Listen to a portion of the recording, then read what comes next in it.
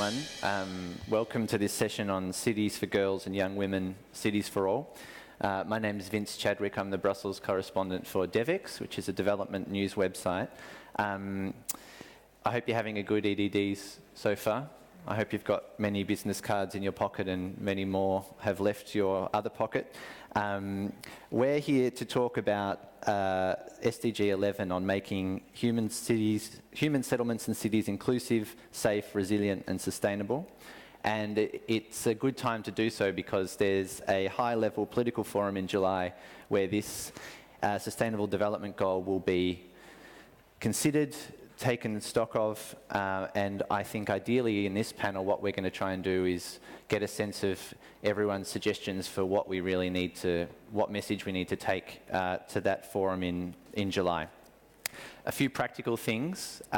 If you have your phones and the app, please pose questions throughout the session and we'll get to them on this iPad. We'll have some French speakers, so English is channel 1 and English to French translation is channel 2 on your headsets. And I'll introduce the panel, starting with our young leader from Brazil, from Curitiba, which I'm told is somewhere near Sao Paulo in southern Brazil, and a city of about 1.8 million, am I right? Yeah. And so this is Leis Leo, and she's done some pretty detailed research that she's going to share with us, interviewing about 500 women about their experience of their city. And so we'll come to her key findings in a second. Next to her is Frédéric Vallière. He is the Under-Secretary General, beg your pardon. He's the Secretary General of the Council of European Municipalities and Regions. Next to him is Maimouna Mohamed Sharif. She is the Under-Secretary General and Executive Director of UN Habitat. Next to her is A.B. Albrechtsen. All her friends call her AB, so we will too. And she is the CEO of Plan International. And at the far end, we have Celestine Ketcha Épouse Cortez. And she joins us from Cameroon, where she is the mayor of Bangante. Voilà. And holds a number of positions with local associations there. So the first thing I thought we'd do to kind of set the scene and to familiarise everyone with the app, even though it's day 2, is to do what's called a word cloud, where we ask all of you what you think of when you think of an inclusive city. Because I think this is an issue people can approach from many different angles. So if you please get out your phones, I'll do it too so that I try not to go too fast. So what you do is you open up the app. We're in room A2, so you wait for it to load. Then you go to Shape the Debate, down the bottom of the first screen. Then you go to Interactive Tools.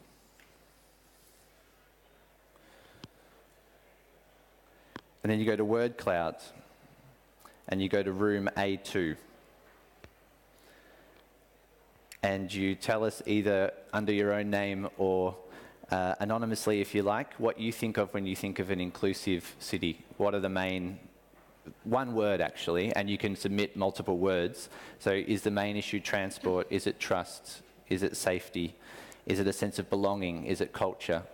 That might help us decide what we're really talking about here and help our panelists with their interventions to come. I think there's a countdown. Feminism, it's a good one for this week.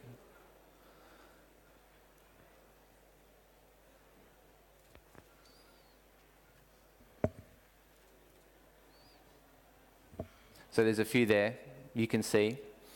And I will get to these, and it might spark some ideas from our panelists as well, who can see the screen in front of them. Accessibility is a big one too, and I was going to ask Frédéric about that because I was on the metro yesterday and a disabled man got stuck and couldn't get onto the platform, and so we're really, and this was in Brussels, and we had 15 people who wanted to help this man get through the gate and onto the train, and we couldn't do it. So I think I'm glad that accessibility is on there as well. So let's start with our panelists.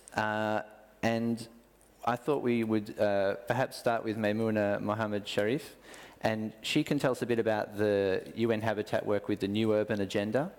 So Maimouna, over to you. Thank you. Thank you very much, Mr. Moderator, distinguished panel members, dear participants, and a very good morning to all of you, to all the friends in this room. And it's a very distinct pleasure for me to take part in this European Development Days. I would like also to recognize the fellow panelists' remarkable work of the Plan International, Platforma, UCLG Africa, my sister. We used to work together when I was a mayor in the UCLG and also in the Global Task Force who really fight for the localization of the SDG and NUA. And now I am on the other side, so I have to walk the talk, what I've been struggling all this while. And so we have built strong relationship in the recent years, and I look forward to continue the strengthening our work together.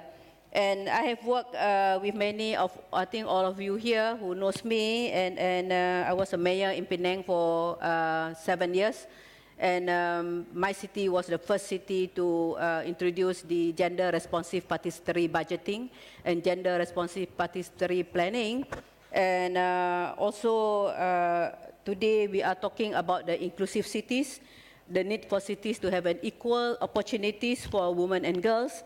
And it is also clear that a city won't be inclusive, cannot be inclusive or indeed sustainable without the inclusion of the women and girls, because 50% of our population is women and girls. And City for All was also the theme for the World Urban Forum in Kuala Lumpur, if you all remember, in February. And we came out with the Kuala Lumpur Declaration in 2018 with gender perspective. So the Sustainable Development Goal underlined the importance of gender equality in achieving sustainable development. This is very clear. Sustainable development cannot be achieved by leaving half of the world population behind. So as you know, the SDG 5 is on the gender equality, but we cannot do it alone. We have to do it together with the other 16 SDGs. We have to look at it as one team or one global compact, and including, of course, the SDG 11 for the safe, resilient, inclusive, and sustainable cities. So when we talk about New Urban Agenda, it clearly shows the role of women empowerment. The role of women empowerment, achieving gender equality, the role of women, the role of young people to capture full potential of cities. Because cities is an engine of growth. City is for the people and people is for the city. So the New Urban Agenda, paragraph 13C, clearly captures this. And men and women, boys and girls experience cities differently, but too often cities are not planned and governed in gender-responsive manner. I am an urban planner by profession, so I really understand if I feel that if we plan the city for women, we plan the city for all. Do you agree with me? Yes. Yes, thank you very much. So this is the evidence that many public spaces where women are neglected to the sideline and do not have equal access to the social, to the cultural, to the economic benefit of public spaces. And women actually is a major stakeholders in cities, and yet voices are not adequately represented or heard even in the governments and communities which we live and serve. So while there is data gap for women in local government, less than 25% of the global parliamentarians are women. And key decisions are made without their input. For example, in Malaysia, we have 152, I came from Malaysia. I was the president of the Malaysian Association of Local Authorities. There are 152 local government in Malaysia. There are only 2 women mayors, including me at that time. Now, I came as an ED of UN Habitat, 50% of the voice gone. It's only one woman mayor in Malaysia. But we are very happy now with the new government. We have our new deputy prime minister who is a woman, the first ever in Malaysia. So you can see that women and girls face unique and safety challenges also in public spaces and also on public transport. And data is missing. Data is very important. For example, more than 1 in 4 women in Washington, D.C. has experienced some form of sexual harassment on public transportation. In Cairo, 95% of women agree that harassment happens in their public transport system. And despite making more than half of the workforce shouldering predominant responsibility of majority of unpaid care work, women constantly excluded from the economic activities. For example, in OECD countries, every single country has a gap between men and women, most over 10%. In Bamako, Mali, the proportion of women in informal employment was 91%, compared to 75% for men. So this is how we can see that women playing a very big role, and the result of this will be poverty. So whereby women have less income, have less independence. So despite the enormous contribution to the family, and as we know that a city is the engine of growth. So what UN Habitat is doing, UN Habitat recognize the needs of the cities to be planned in gender-responsive manner.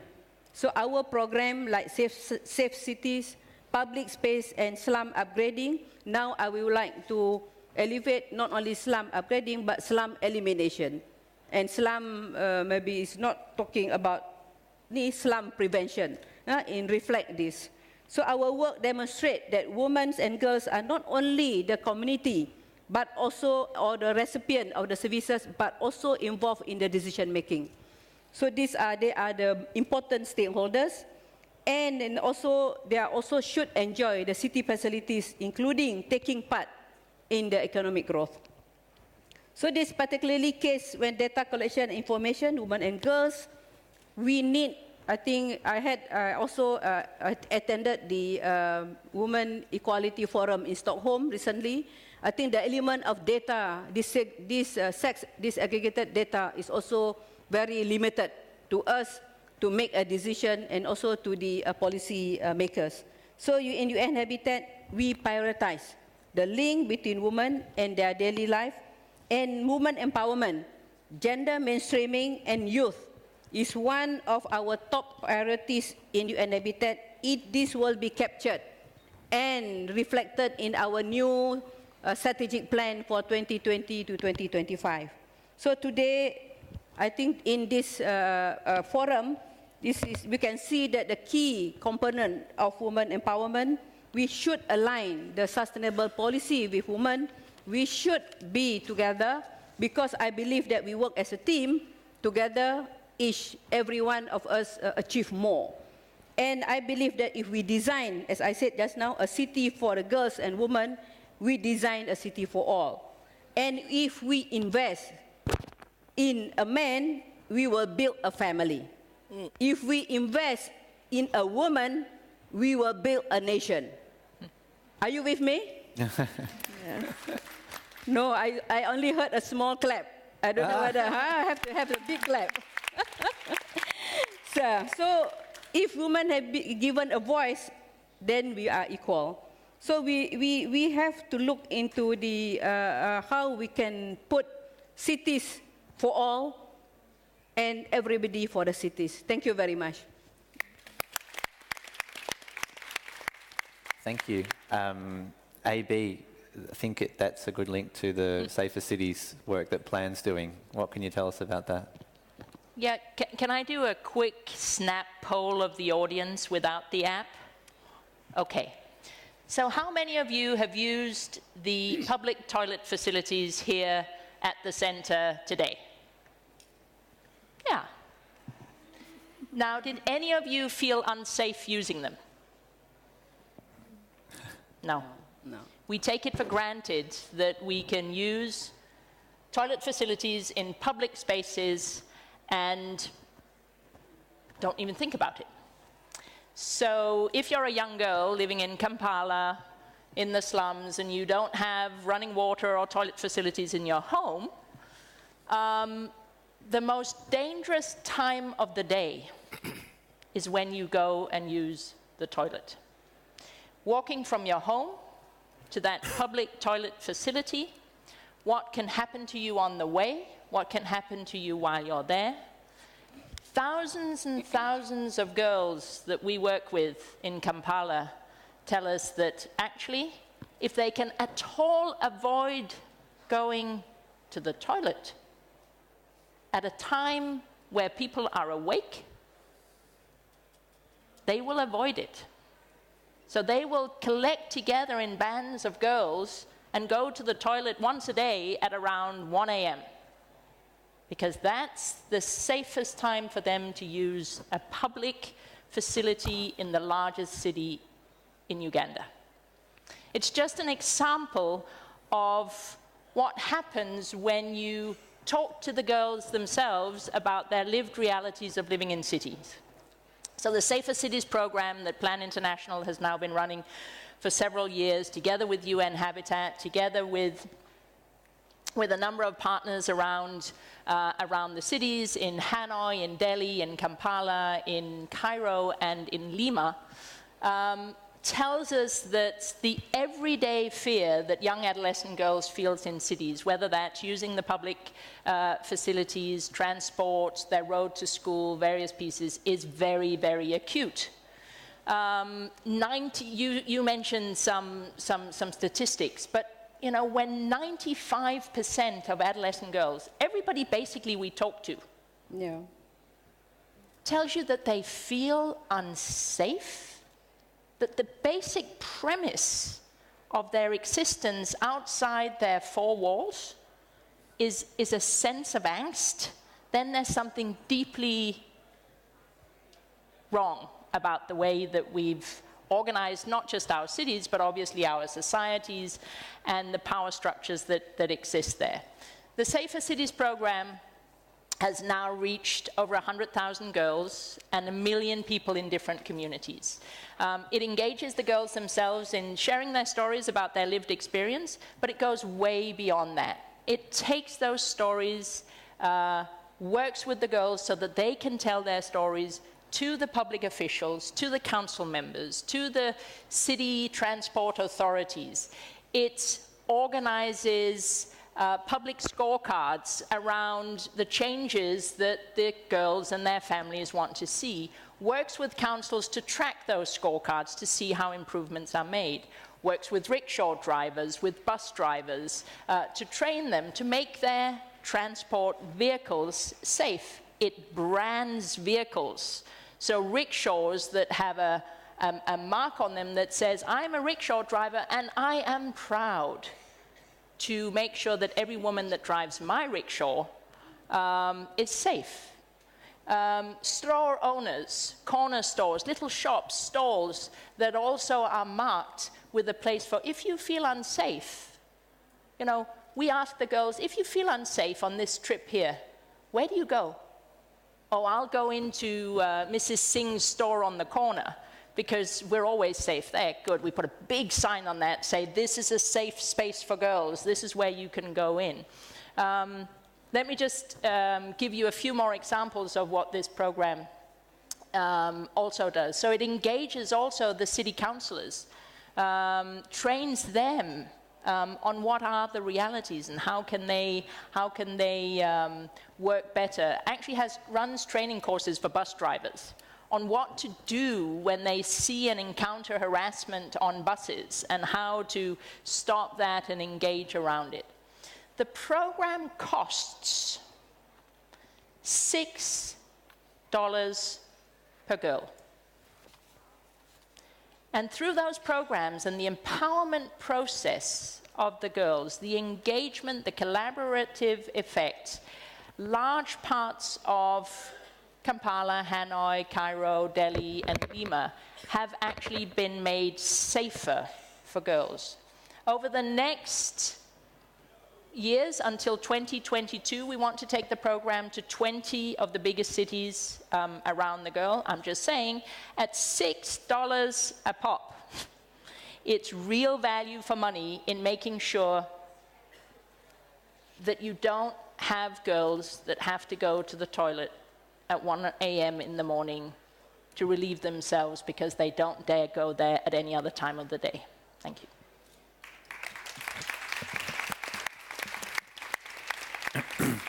Thanks very much. Since you raised Kampala, I thought we would introduce Teddy, who actually is from a slum in Kampala and wanted to share some of her experiences. So I think we need a microphone would be useful. In the front row, please.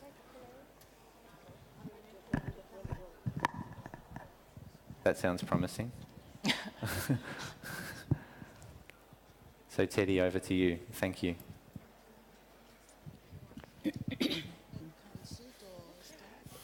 As you wish. Okay. Thank you so much.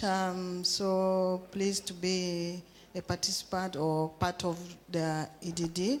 Thanks goes to the organizers. My name is Teddy Bongomin from Kampala, and I'm here as a witness from the field of AFSI and Meeting Point International, one of the slums in Kampala, that is Chireka, where I come from.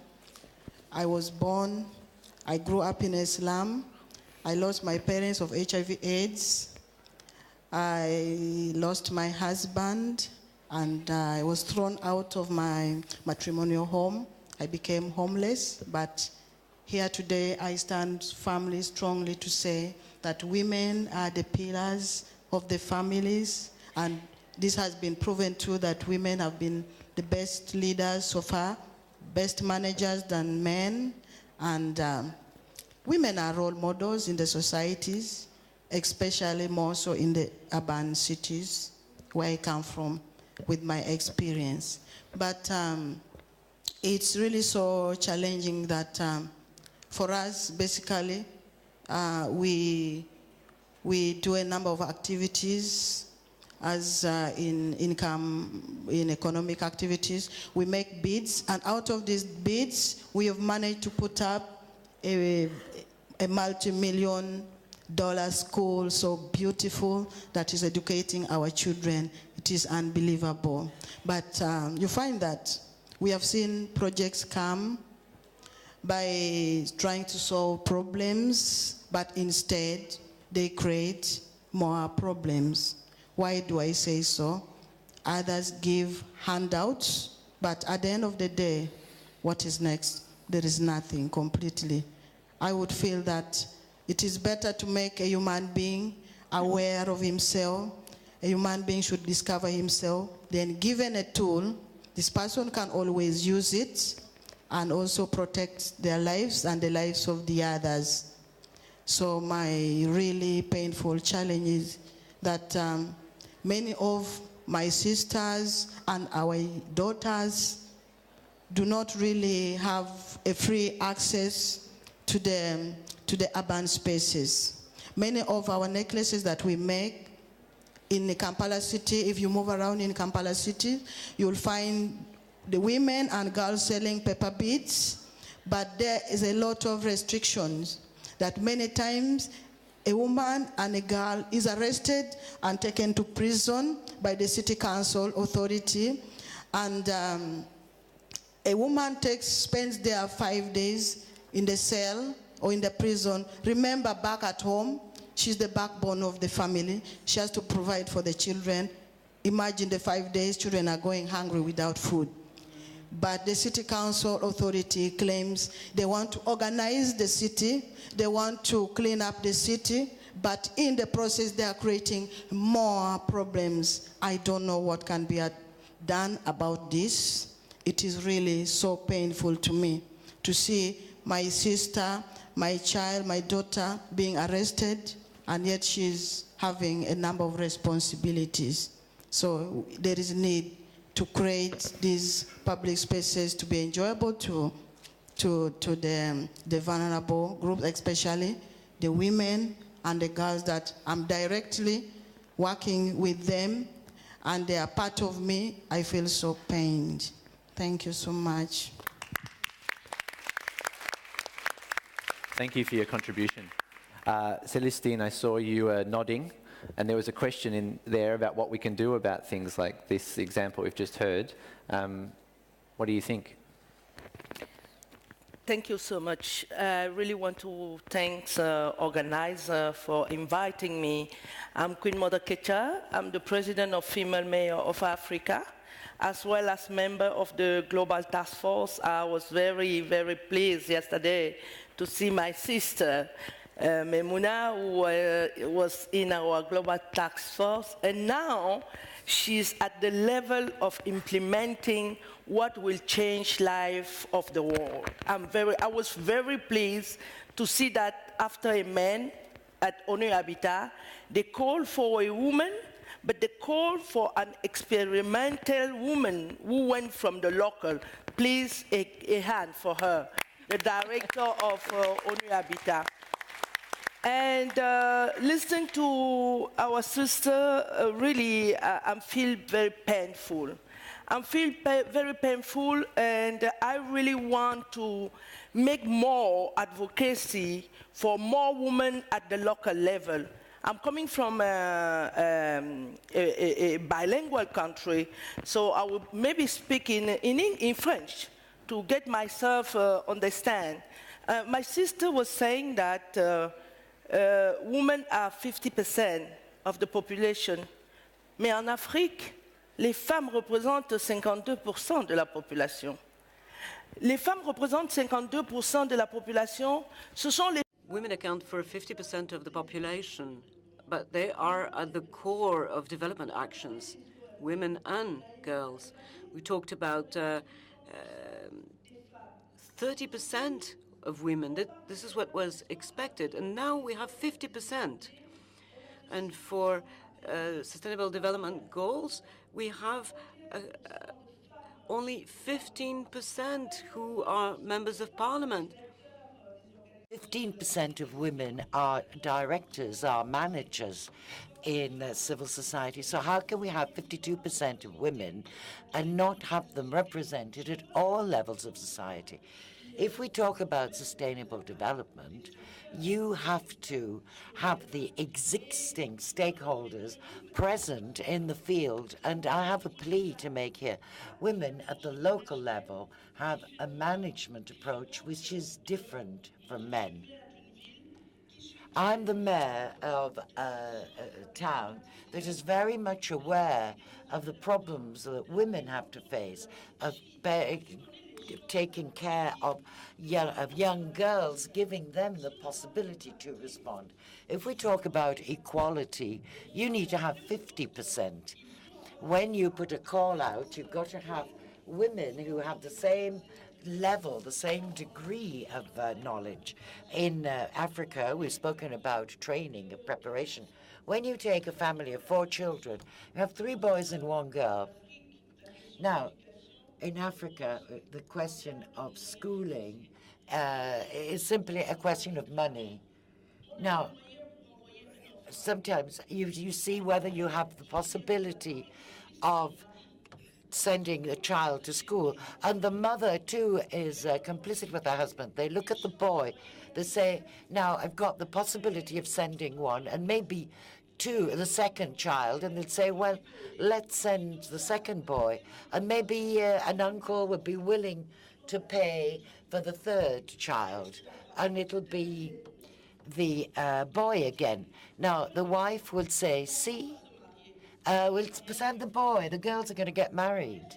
Now, the marriage, is it a job? It's not. It's a question of love. It's not a job, a profession. Now, we are struggling in the field to help young girls. In my municipality, I've set up, with the help of the population, because this is where international aid helps. I've done it with IMF, with GS Aid, with other agencies. I've set up some scholarships. So once little girls can go to school, we pay if she goes well at school. And if the family can't keep them further, we give them scholarships to carry on, and we do the same with women. You can't move away the bayam salam. Those are the women, are the ones, are single mothers who have to manage by selling or working. Now, you can't move someone like that unless you have a way of lodging them somewhere else and giving them a job somewhere else. And that's an inclusive city. Now, a good mayor would raise the question with its population and say, it's not a safe city for you. And then that'll push the mayor to set up strategies to make the city safe. And without that, I can't do it. And secondly, I'd like to welcome these new activities, because we women who are already doing things at the local level have to attract these new women. And that's why I was one of the rare organizations that managed to set up a group of women who are female mayors. And now it's only women getting together and organizing ourselves and each other that we can get out of this situation. So we female mayors have to help our daughters, help our little girls, our little sisters to grow and to have self-confidence, because there's that too that's lacking. They don't have self-confidence, and they have to be able to get good jobs too, higher level jobs. So I would like to launch an invitation. We have our General Assembly in Marrakesh in the 20th to the 24th of November in Marrakesh. And this network has as a challenge that of raising the questions of sustainable development. 2063 agenda. UN has set up the new urban agenda, because when you read these agendas, you see that women appear horizontally and transversally through all targets, because it's the woman who holds together the family. It's the woman who deals with water. Maybe in Europe, men have washing machines, but in Africa, it's women who use water. So that have to do with sustainable development, with climate change. Women have to do with waste disposal. And they're the ones who are going to make the world safe.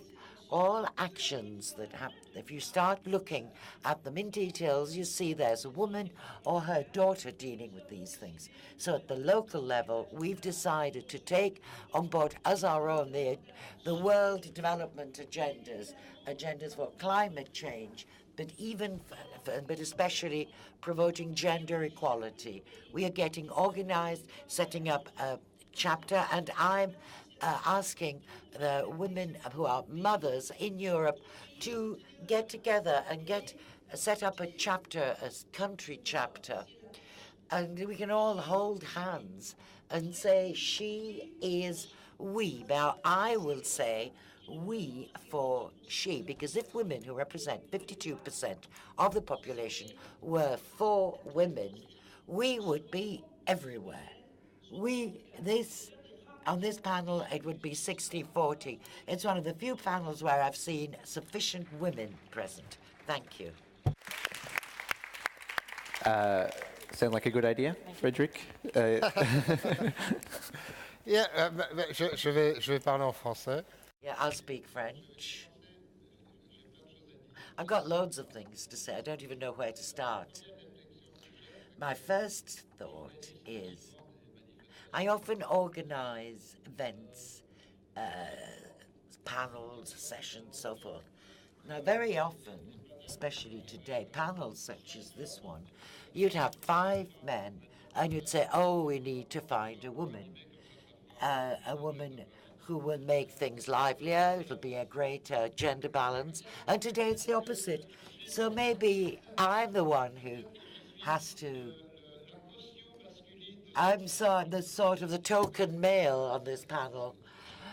But I think that's interesting, though, because it goes to show that women are present. Women are active, can deal with an audience.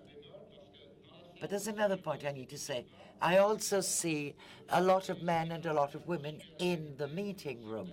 And I think we can build gender equality if we can get the men to ask themselves questions about this and to work with women to have real, true equality. Now, having said this, when I got up this morning, a question came up for me.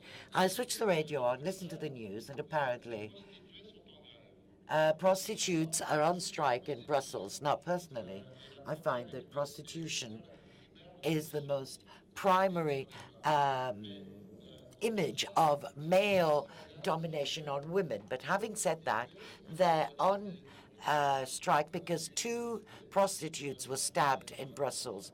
One died. She was a young 23-year-old African prostitute.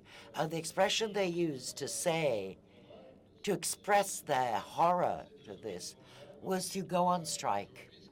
So they're on strike today, which is exceptional. And this in order to say that the problems that were raised in developing countries also exist in Europe. And they exist in industrialized countries as well. Now, as we have to talk about an inclusive city, for me, the city must be for everyone. And it's everybody's concern. For many years, I've got a lot of experience. I've worked in many cities. Urban planners, architects, engineers, they were all men. Builders, all that, all males who all met together.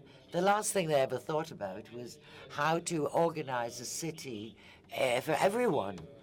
You've mentioned the problem of the disabled, people who are with a disability. A lot of progress has been made, but it's true that cities in Europe and elsewhere in the world were built by men for men. Men, on top of it, who are active, who are not disabled. Now, that has to change. It's changing more and more because a lot more women are finding themselves in positions of power. But this is a problem of awareness.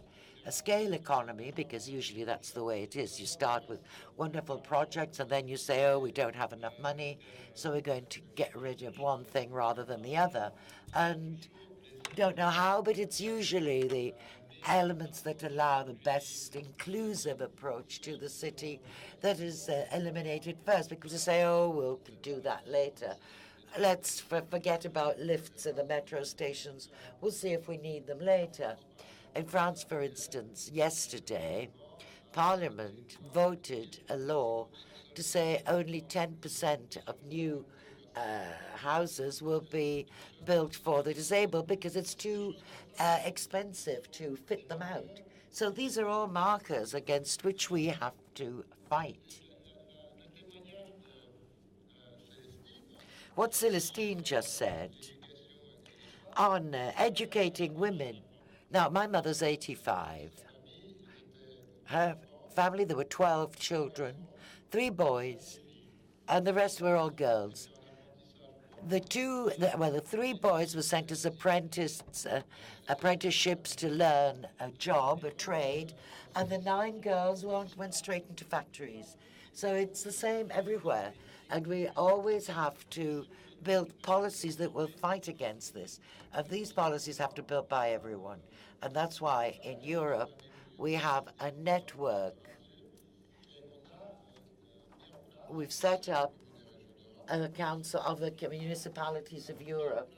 We've set up a charter of men and women in local women, which has existed since 2006. And there's agenda for cities which encourages them to set up policies for the representations and also public policies for the security of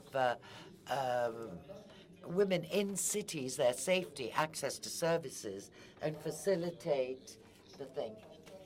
And it goes through many things like this. So we don't look at this at the start, but we see during the meeting of the Council of Ministers there were areas where women could not take part. That's something that has to change. You don't bear in mind the family dimension in things. In situation. So often in our town councils, you find people who are retired, who have time, and often they are men. Today we have laws that allow or guarantee gender equality or a more balanced participation. My hope, I'm saying this now because there's many women present, and we often say that women are more efficient and they manage better. I don't agree entirely on that. I think that efficiency exists when you share responsibility and an exchange of opinions. So we have to ensure that the representation is balanced and that our policies put together bear all the social inclusion, and we share our activities and our actions. The first thing we have to do is look at our own organizations. I often say that I'm quite reliable because one of my activities within CC, when I was Secretary General, we had 20% of women in management. And all my colleagues, directors of National Association, were saying, Frédéric, we can't do any more than that. We don't have elected women. They'll be too busy. We can't take part. And I say, no, they have the time. We've got to help them to come in. We want them in. Now, 8 years later, we've set up some rules. Our steering committee, which is made up of 70 representatives, we've got 54% men and the rest are women, so we're not practically equal. All delegations have to be equal. Our presidency, which is made up of 4 managers, is made up of 2 men and 2 women. And it's like that in all our bodies, including our secretariat. It's not quite equal because there's a lot more women, including at management level. I have only one male manager for 3 female managers.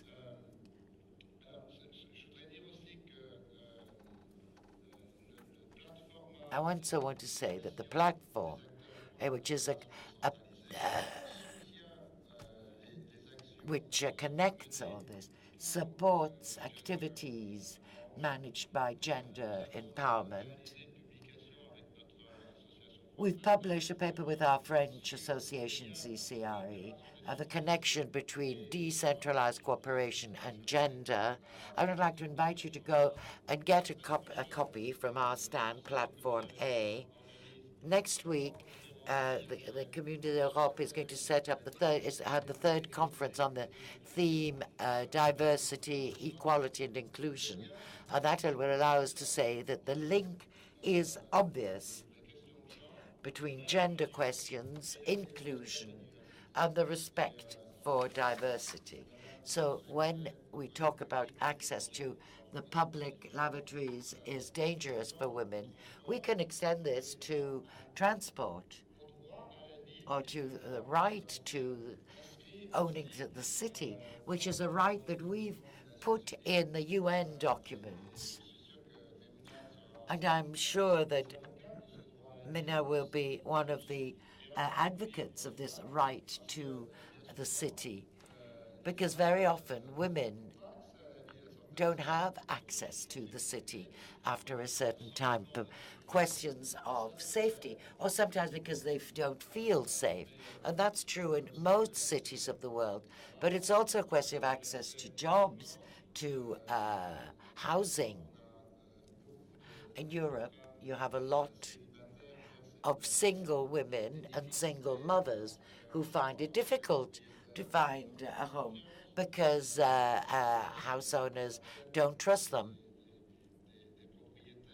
Because often, that's including women, of course. Usually a man is the head of the family, and he's the one who brings more money in. So a single mother, hesitate in trusting her. Jobs to employment, and saying that employers have to trust women, and that maternity is not a handicap. It's a chance, it's a wealth Marianne, who is the new director of Platform A, was nominated director 2 months ago when she was already pregnant. And I'm quite happy that there are many women in CCR and who are young women who are mothers. And I'm also happy that they can have a career, a normal career, which goes hand in hand with their skills. Thank you. Lise, if marriage is not a profession, neither is young leader. So I did you a disservice earlier in the sense that I said you're a young leader. What I forgot to mention is that you're also an architect and an urban planner in your own right. And I apologise for that. And you did some research as part of your studies where you spoke to more than 500 women in Brazil about their experience. Yeah. And when we spoke last week, I said, what did you learn from these women? And you've reflected on that, so we'd like to hear. Okay. So I'm here as a young leader because I work with community empowerment in favelas in Brazil. And I'm sure all the women in this room can relate to this phrase. Nobody listens to me. And if I'm a woman who lives in a favela in Brazil, my voice was probably never heard. So if I have no voice, my demands will not be assessed.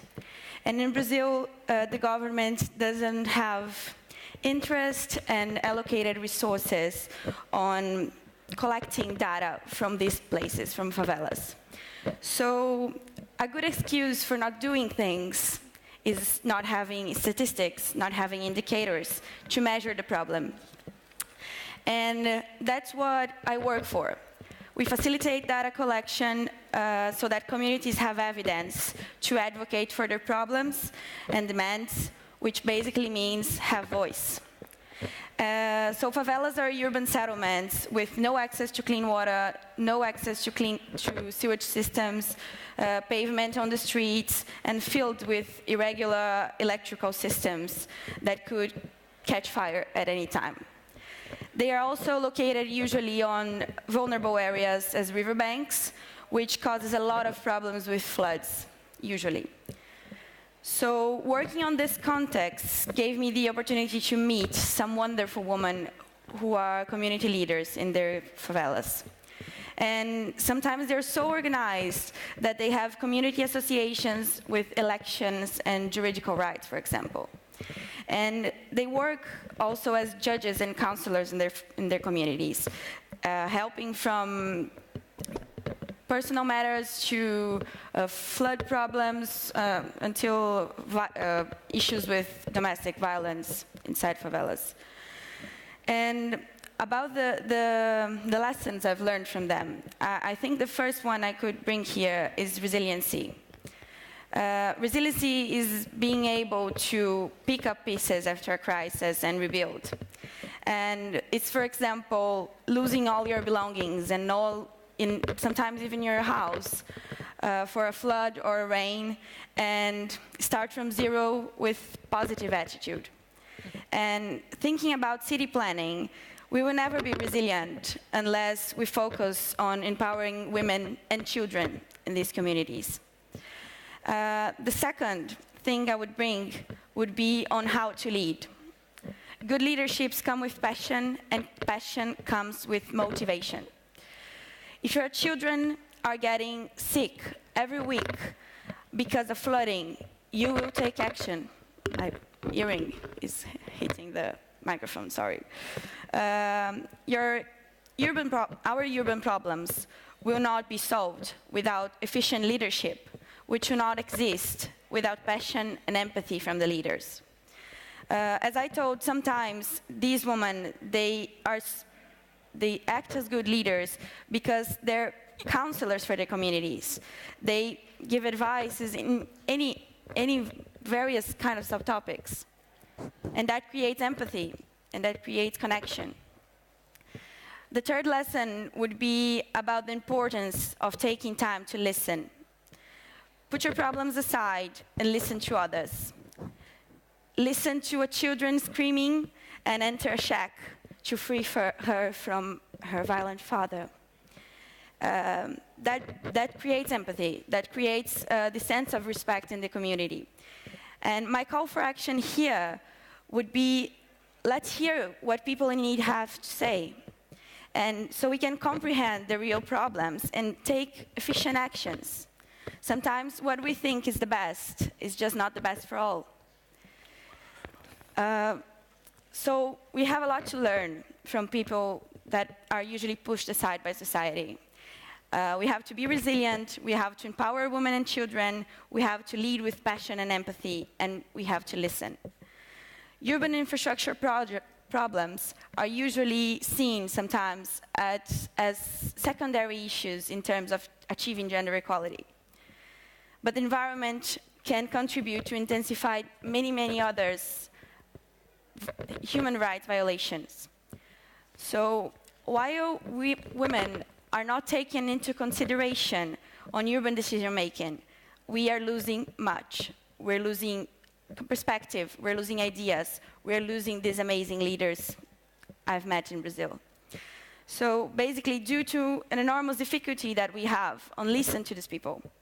So what I'm here to tell, and I'm here to call you all for action, people who have power of decision making. So I call you to just stop and listen to what women have to say, and listen to what people in need have to say. That's it. Thank you. Thank you. Thank you very much. It's time for another word cloud. So you know the drill, but this time the question is an example of an inclusive city. And we want to hear examples of places where some of the ideas that we've just been discussing are perhaps working. It doesn't.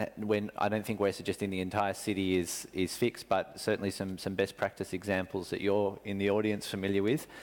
We'd love to hear. So you know the drill. We're in room A2, and the idea is to shape the debate on the app. So while you're doing that, I'll just add on the subject of women on panels a few things about Brussels, which is that some young women working in the energy sector in Brussels, journalists, got very, very sick of all male panels. And so they decided to start EU Panel Watch. There's about 4 or 5 women a few years ago. And that if you ever see in any event anywhere too many men or all men or just a female moderator, the hashtag to use is Manel. And that will appear, and this group will take that up and kind of publicly shame, if you like, the organisers. So that's something that's growing in Brussels. The EDDs actually has the best rating from this group. So a little surprised that we've done well again this year.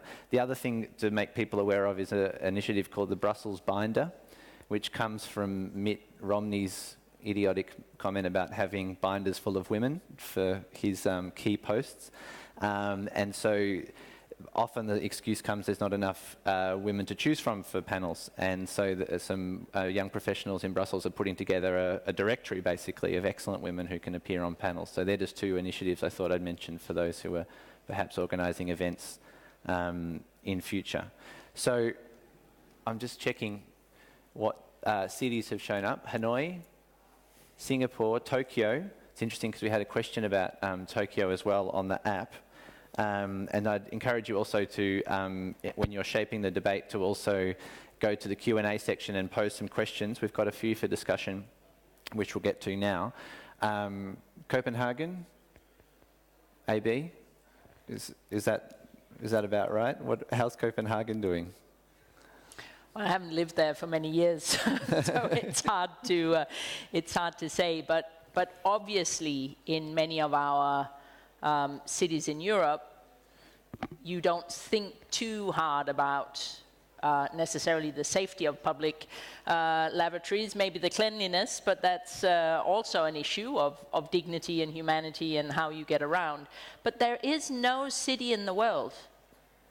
There is no city in the world where a woman feels safe walking in public spaces, certainly at night, And I think we've got to sort of, I'd like to hold on to that idea, because if you look at SDG 11 and what it says, it talks about ending sexual abuse and violence in urban settings. It talks about creating safe spaces. Yes, it talks about transport and access to transport and various things, but the real emphasis in terms of the goals and the indicators of that is ending the curse of insecurity in cities. And I'm going to challenge my panel members, because while I think we have some fantastically passionate panel members that are living the reality of city governance every day and that really want to change it, but how do we actually change that reality? You know, and how do we commit mayors and councillors, etc., to go on city walks with adolescent girls? How many of you have actually been on a walk with a group of 15 adolescent girls in the poorest part of the city that you live in? I can tell you it is the most enlightening experience that you will have. You know, everything from, you know, just understanding the importance of the floodlight that can light up a particular area of the community where they live. You know, it's a small thing. Now, I don't want mayors to be out fixing bulbs. That's not what I'm advocating for. But it's showing the leadership of caring. And I know that so many mayors care. But if there was one takeaway I'd love to give to those assembled at the high-level political forum in June, July, is, you know, mayors standing up and committing to going on a safety walk through the city with a bunch of girls. Everywhere. And living and feeling that reality. If every mayor did that in every city and took some of those experiences back, had consultations, now those city walks also give you lots of ideas. Just small things that can change and small things that will make their reality real. And that is what local governance is about. I mean, in my youth, I was also a public politician in Copenhagen City Council. And what drives that passion that you were talking about? It's because local governance is about being really close to the people. You can make a difference in people's lives every day, even if you're a mayor of a megacity. Unlike the real difficulties of being a leader of a country. So make that real by connecting with those that are feeling that insecurity every day. That would be my only recommendation, and I think we would see some shifts in that SDG target, because I think right now, it's not shifting an awful lot. Right. Maybe you know what? Yeah. When you mentioned about the mayor, I'm here as a ED of UN Habitat, but it's very closely linked with the work localizing the SDG on the ground, which is to be implemented by the local leaders. And the local leaders on the ground, the mayors, and also the local communities and local leaders. So to me, I really with you on what is important to me, the people or the leaders on the ground, whether they are mayors or the politicians, they have to do management by walking. You walk on the ground, as you said, then you will see what you can fix in. It's not that management on the top, maybe in the 16th floor or 15th floor or 30th floor, for the example. So management by walking, going to the ground is very, very important to know what is actually the challenges. Because sometimes that is, for example, like to know the challenges of public transport. So the mayor go to the ground and take the public transport. If the leaders are chauffeur-driven, and together with the police traffic in front, they won't know, they won't understand about the traffic congestion and traffic and accessibility and mobility. And that is one thing. Another one is also in terms of when you talk about the inclusive cities, to me, it has to be holistic. Holistic in a way that we have to look into the physical, into the economics, into the social, and not forgetting the psychological, the spiritual of the cities. This is also very important, and we have to create how we can create the sense of belonging and the sense of pride, or what you say just now, the passion. The passion, I used to say the vitamin P. The vitamin passion have to be in with the leaders in whatever, either in the UN level or at the national level, at the country level or regional level, or even at the local level. So, and even plus to the parents is also a leaders in a way. So these are very important, and the element of engagement, because we have to get away from participation. But to me, participation, yeah, you participate and we take note, that's it. But when we engage, then we come back to you, whether we are doing the right thing. If participate, yeah, we participate, we take note, we go back, then we forget about it. So I think that is the engagement at all levels, in terms of either you're talking about public facilities, public spaces, policies, or in term, also even in terms of the rules and regulation. This is very important in order to do. And then another one is also that in terms of the skill to have the policy to make it into the action-oriented on the ground. Meaning that is, yes, we have the policy, we can say that, yeah, we have the gender policy in every city. We have the gender mainstreaming in every city. But what is actually on the ground? For example, like when you're talking about the toilet, I had a very bad or good experience when I was in Penang. You can see that maybe many of the cities, the toilet, the queue in the woman toilet is longer than the men. Everywhere. Yes. Yeah? That's Why? everywhere. Why? Everywhere. Yeah. Why? We cannot just take that. Yes, maybe you can say that, yeah, it's everywhere. So what? It's everywhere. It's happened. But the queue, we have to take note. What we did when I was a mayor, we look at that. What is our guideline for a toilet for men? You know, the men, one is the cubicle, the other one is urinal. Yeah?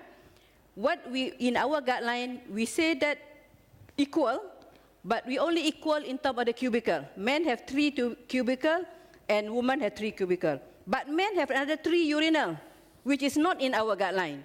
So what we did was that if the 3 cubicle and 3 urinal, for men, women must have 6 or 8. Because the urinal is also part of the easing yourself. But we cannot do it standing, you see? So this simple thing, you know, simple thing that people take for granted. Yeah, everywhere is women's toilet is queue is longer than men. Oh, because women is so many things that they have to do before they ease themselves. So this is, I think we have to get away from the complacent, that attitude of it's happened everywhere. So I think this is important. Another one I just want to share with you when I went to Nairobi, Matare, the slum area. I asked one of the girls, I want to give you something. I want to give you something from an ED, maybe a small gift. What do you want? Can you imagine from people from the slum area, who can give an answer? There is a small girl, around, a small 17 or 15 years old, one from a person like me, an adult. What do you think that she wants?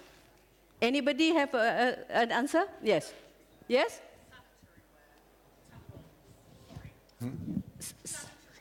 Yes, you are right. Wow. I was so shocked. I said, what do you want? I said, Edie, I would like to have a sanitary towel. I said, yeah, why do you need a sanitary towel? Because every month I will skip school for at least 1 week. I said, why you skip school? Then he showed it to me. How is her sanitary towel? I said that I cannot, because that when they skip school due to the inavailability of the sanitary towel, then is education. They cannot catch up, linked to poverty. And then it's vicious cycle. So that's what I meant is management by walking and talking to the people on the ground. Thank you very much. Thank you. Thank you. We are going to... Yes, go ahead. Je voudrais dire un mot peut-être pour dire aussi... Can I just say a couple of words as well? In softer policies in cities, there's also things to be reviewed. We've done a lot of work on gender budgeting and gender mainstreaming, and we see that when cities subsidize sports clubs, for example, and look in your own cities, you'll probably see it quite often. A majority of the subsidies goes to sports clubs for boys, for football, not to mention the leader teams, because in Europe and elsewhere as well, all leader teams, necessarily the male teams, and they absorb the city's budget for the glory of the territory, if you want to put it like that. But even in smaller associations, if you look at the balance of the budget, the larger part of the budget allocated to associations goes towards sports clubs for boys or cultural clubs for boys as well. And this is something, in my view, that we need to combat to foster equality. And along the same lines, in my own neighbourhood in Brussels, which is a city which I think does a lot of things to foster inclusivity, but there's a trend, and there's a small sports pitch, and there's only ever small boys in this sports pitch that I'm thinking about, never small girls. I live in quite a mixed neighbourhood. There's a lot of families, but I imagine that as elsewhere there's 52% of girls, 48% boys. But on the sports field, subsidised, there's only ever boys, because it's done in such a way that there's a small football pitch, there's a space where you can do skateboarding. So the thing was designed for boys, really, because intrinsically we feel that it's boys who go out to play in the street, whereas girls stay indoors. So this is something as well, in my view, that we should bear in mind and act against in appropriating public space and making it accessible for all. Time for questions. I've received 7 questions here on the iPad for discussion, which I think we can bring up on the screen. They're good ones, but the first one is, I thought I'd pose to Lays, because the question is, will young people be included in conversations at the high-level political forum? And this is a question for the whole panel as well. And this is the part I wanted to ask you. How can we make sure more amazing people like Lays participate in these much-needed conversations? So...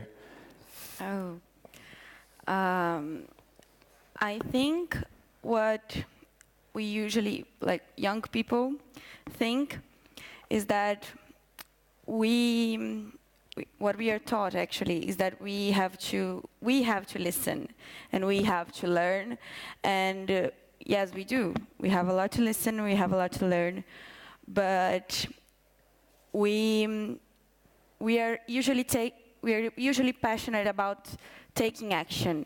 So all these 16 young leaders who are here in this panel, they all have initiatives in this panel, in this event. They all have initiatives in their countries, and they all putting their hands in the dirt. So sometimes literally. So I think the way to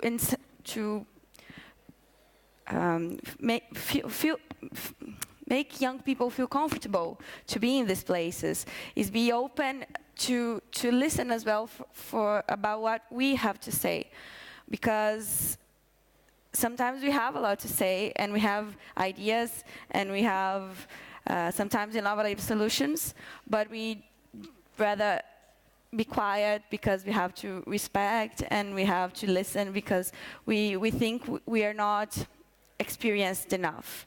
And I think we are sometimes treated like this, that, yeah, maybe we don't have a large CV yet, maybe we don't have huge professional experience, and maybe we don't have the age, but we sometimes have practical experience in what we do. Sometimes no, pretty much always.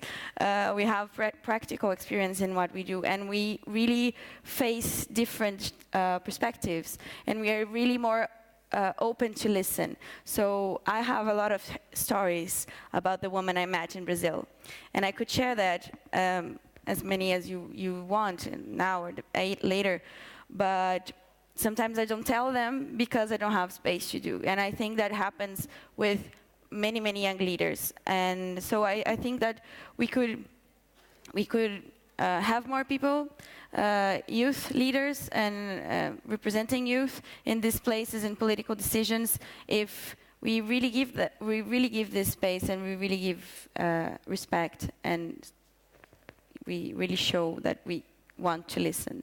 And is there one story you'd like to share now? You gave us the overarching lessons earlier. Is there any personal cases that stand out? Yeah, I think one, it's not a particular story, but something that usually happens and we don't think about is what I've mentioned about domestic violence and how the environment influences in this. The other panelists mentioned about the toilet situation that happens a lot, but also the urban infrastructure, the bad quality of urban infrastructure affects also situations inside their houses. In Brazil, we have a specific law for domestic violence, which a person who commits domestic violence will get arrested and go to jail, and that works perfectly well in the formal city. But in favelas, the story is a little bit different.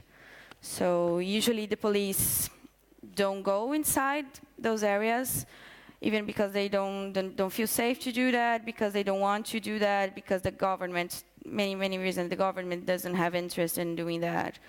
Many complex issues related, but and if the police do, they probably go to the man and say, please don't do that anymore, and they leave. And the woman will be still facing her aggressor by night, and will be still sleeping with the man, and so the law doesn't work at all.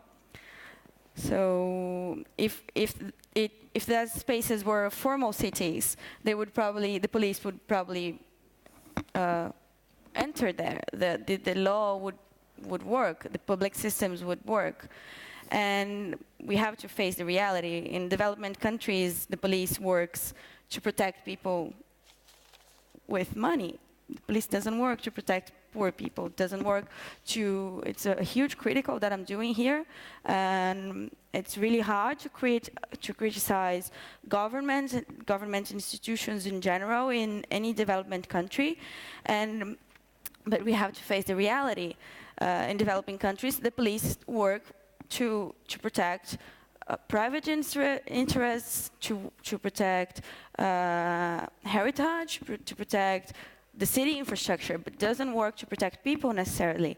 So these people that are really vulnerable, they're just there, and they are not literally protected by the government. They are really invisible. They're forgotten. That's it. Thank you. Thank you. Are there any questions anyone wanted to pose from the floor? Yes, here, there's a microphone. Thank you. Thank you so much. I find myself not listening to you because I agree with everything everyone has said, so thank you very much. I see the situation quite easy to solve, not easy to implement, but basically cities will never be equal until we have more women at the decision-making level, at local government level, where it happens, where we make change. But it's not enough to just say this. We all know this, and we all, come on, join the local council, come and be a councillor. What we need to do is we need to understand why women are not coming forward. Because it's the old boys network, it's like rich people, it's men who are helped, it's women who have children so they can't go out campaigning, it's women who are discriminated against and insulted and have their reputations ruined when men see that they may be getting power. What I'd like to ask is, what can we do concretely? Can we not draw up a list of things that we can do, ensure council meetings are at good times? So we need to support women to get into politics, but we need to support them while they're there. If we do this, if we have more women making the decisions, I don't want a group of male councillors to walk with me round a town. I want a group of female councillors to walk around, and then the change will come. But thank you very much. Thank you. We've got two panellists who'd like to respond, and while they're doing that, I think there's another question over there, so I'll let you respond now. Yeah. Yeah, well, thank you for the question. I would like to invite you to go check the European Charter on Equality of Women and Men in Local Life, where you will have all kinds of actions that can be taken by cities. And this charter has been written by a group of women, engaged women with local leaders. And one of the coordinators here, I saw her, Sandra Ceccarini, so I thank you. And Jamie, our policy officer and gender equality is here too, so that you can liaise with them. And you will find ideas in there. And we have also developed an observatory of good practices that you can also consult to see what cities are doing. But I don't agree with one thing. When you say, what can we do to engage women more, because women don't want to be engaged as much as men, when policies are done where actions are taken to facilitate the participation of women, there are as many women as men who want to be engaged. And if I refer to countries in Northern Europe, for example, now I think there are even more women engaged in local governments than men. In Sweden, I think in Denmark probably also, Norway, so it is possible. And no, I know. I think the focus was also on the obstacles that they do want to be engaged, but they can't. And so just to say that there are 1,700 cities who are engaged with the Charter, so it's already meaningful. It can be more, but really it's a commitment that they follow. Célestine. Merci beaucoup. C'est une question pertinente. Thank you. That's a very relevant question. It's a question which reflects the reality on the ground in Africa. As Frederick says, there are texts. In terms of texts, we know that the SDGs talked about 30%, as I said in my introduction. In some countries, there are heads of state who have signed up to the OMDs to support women. I'm thinking about Cameroon. The President of the Republic, Paul Biya, asked that in the list for his party that there's at least 30% women candidates. So that your question, what do we do to get to that 30%? There are situations that we find on the ground, cultural barriers, tradition, the lack of money, intimidation. Taking the example of my municipality, in 2007, I identified the women capable of entering into the council, and I appealed to them. A teacher, a woman, I said, we're drawing up a list, do you want to take part? And she said, oh no, I need to ask my husband about that. So I called the husband, I said to her, well, I think that your wife really deserves to be a representative of teachers and of villagers. She came from a minority village. I would really like her to go into the council. Why her? Put my name instead, he said. So I didn't put either, the husband or the wife, because the wife had to have enough courage to say to her husband, this is an opportunity, darling. It was if the woman could bring her husband to see her vision, to bring him around. So we need to speak to young people. That's a good initiative, to take them to those type of meetings. We've also launched an appeal along those lines. Justine Defoe, who was supposed to be here, she couldn't come, unfortunately. We go we do regional tours to speak to women locally, to speak to young girls, to say to them that you need to have self-confidence. The thing that's the obstacle for women is the lack of confidence. And they think about the family, but having children, it's not a bad thing. I mean, me in Africa, when my daughter was very young, I did the domestic tasks as well. But we women can do several things at once. We can multitask. Having children doesn't have to be a handicap, an obstacle to go into public life, to serve your council, to go into your municipality. Being a councillor is not just a profession, it's a commitment. And so we are carrying out this appeal called liste to achieve the SDGs, to have for a council of 40 people, as we're asking for 30%, the men, for it to be legal, often they have 30 men and 10 women. The competition on the ground is quite difficult. If they share the seats, then they take away the 10 seats for the women. So for the elections in Africa, we need to make this appeal to have these lists where there's one woman, one man, one woman. Or there's one man, one woman, one woman. We need parity. And we also need younger people, 30% of younger people. Younger people, because young people need to make their voice heard as well. The decisions that we need to take at council level need to address the issues that young women are facing. Among the 50% of women, we are thinking of 30% of younger women, because if we're only working for ourselves, if we're looking towards Agenda 2030, we need young people on board, young women on board, in posts of responsibility, in parity with men. And so we can't take them by surprise. We need to take them from the outset. So this is the appeal that we are launching, for there to be younger women. And Maimuna, my sister, what we see every day, one woman told me, she said that action by work. We need to act by working. And she, a former mayor, and me, we know that the response to parity that we're all seeking to achieve goes through public service. She talked about public lavatories, and there's any number of cases one might mention. We have what we call ecological latrines to address the issue of climate change, the issue of environmental protection. Now, in our municipality, we are promoting toilets which recuperate water